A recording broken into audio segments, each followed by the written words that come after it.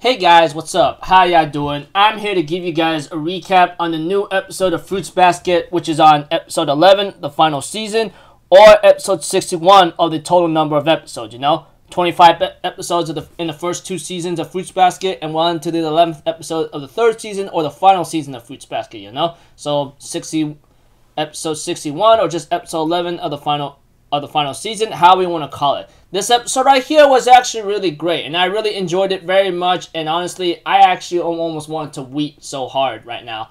Too bad there are some other scenes Too bad there's been certain scenes that could only make me weep, and it's really sad, but in any case, let's just get this started right away, okay?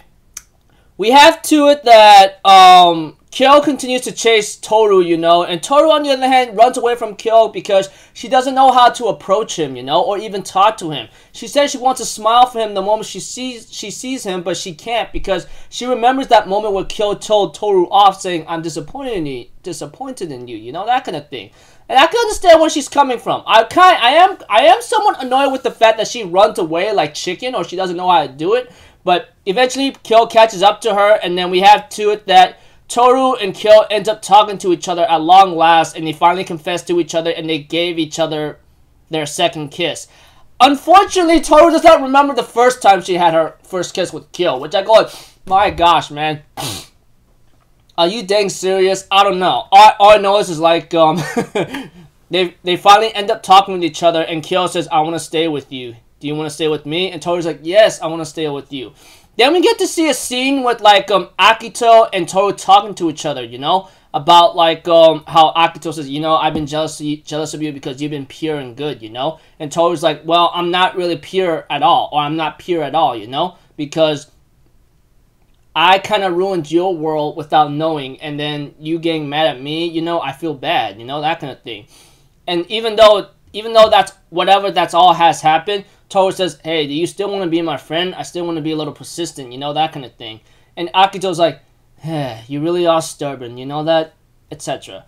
And there was that scene, after Kyo and Toru talking to each other, and they hugged each other, But unfortunately, or fortunately, Kyo did not transform. Then there was that hospital scene I explained to you about with Toru and Akito. Then, when it came to the halfway point of the episode, we get to know the full story about the Zodiac story, And this becomes very important because this is where, like, we get to know what happened truly entirely of the entire thing. So, if anything else, I'll do my best to give you guys a very simple summary of it, There's this powerful being, or you could call it God whatsoever, that's been living alone for a long time on the top of a hill, Never, always looking down at people and never able to go down there.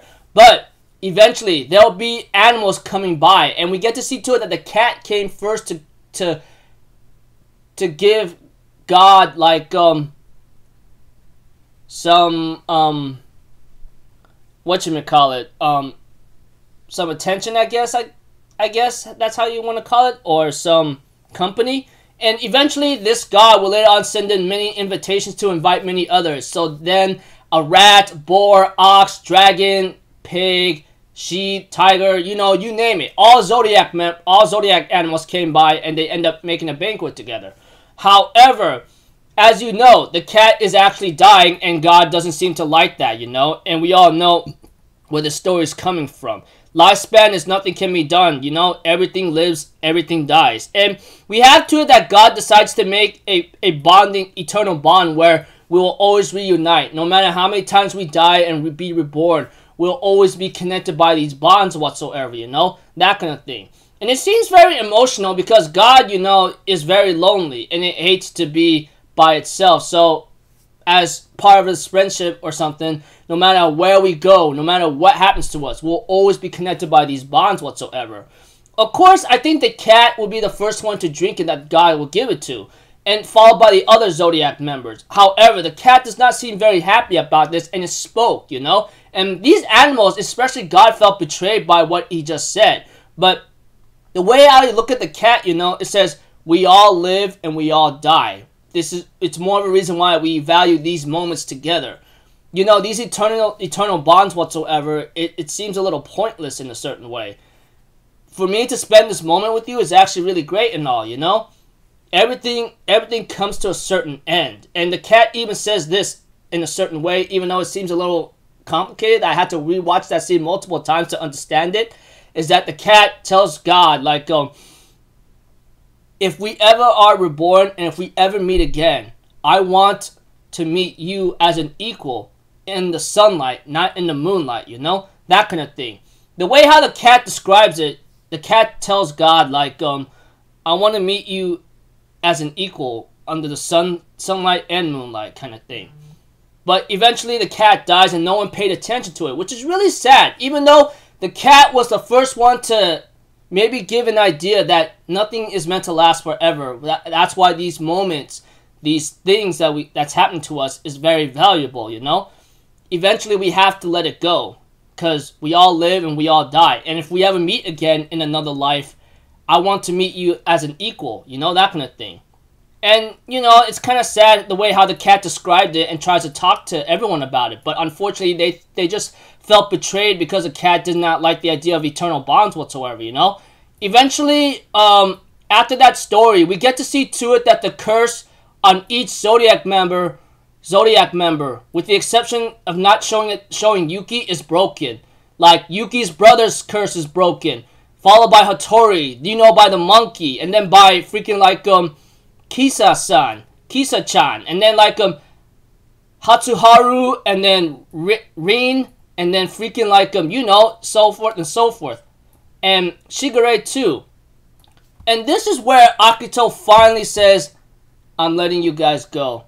It's gonna be hard, it's gonna be tough, but just this moment, just this one moment, just cry with me, okay? Just cry with me. And it was this actually got me very badly, and just talking about it gets me really badly right now, you know? Because Akito, we all know she's been very antagonistic throughout the series of Fruits Basket. We all know that, and we all know why. It's all because what she went through when she was young up until now, and thanks to Toru's help, she finally says, okay, it's time for me to let you guys go. Do what you guys, what you want. Make sure you're happy, but just this one moment, just cry with me, knowing that we may not see each other again. Akito says, you guys are free. Just go your own ways, just be happy, you know, do whatever you think that's going to make you feel great, you know, that kind of thing. Oh, man. You know, despite Akito doing a lot of bad things, she's actually growing in the right direction. Of course, there are some things that many people will not forgive Akito for, but she's finally letting go of these bonds and says, you guys are free. Just this one moment, knowing that we had to go through the nasty reality of life of how humanity created it. Just cry with me, knowing that everything that we did together, everything that you had on those bonds is severed. So, yeah. The way I look at it, you know, Kyo is free. He's no longer can no longer transform into that monster cat form that we seen in season 1, and he breaks that bracelet off, and freaking Toru finally cries in happiness and hugs him so badly once again. Then there's a post-credit scene where, like, Kyo hugs his master, and then he ends up being greeted by Rin and Hatsuharu, and then Toru is there. Then we get to see Hattori picking up, like, freaking, like, Kyo and Toru to go visit Akito. Akito brings Toru inside and hugs her as a way to maybe say thank you so much for everything, you know, that kind of thing. And preview next episode is called You Fought Well. So, in the end, you know, the cat's words of predictions was going to come true.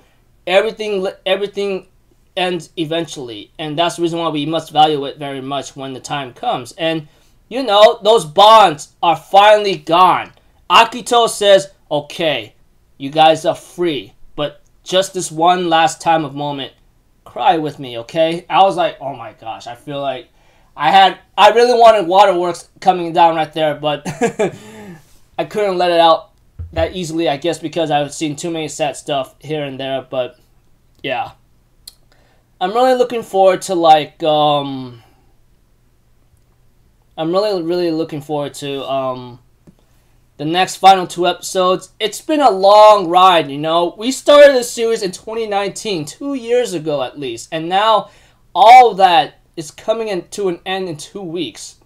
2 years we've been writing this series together, and now we're about to enter the finish line, you know. And honestly, I really don't want it to end, but all things must come to an end, just like what the cat says, you know. So until then, people, I hope you guys enjoyed the episode as much as I did. I can't wait for the final 2 episodes, you know. So until then, I'm Alpha Zero, people. Have a good day, and I'll see you guys next time, all right? Peace out. Bye-bye. Toot-toot-toot.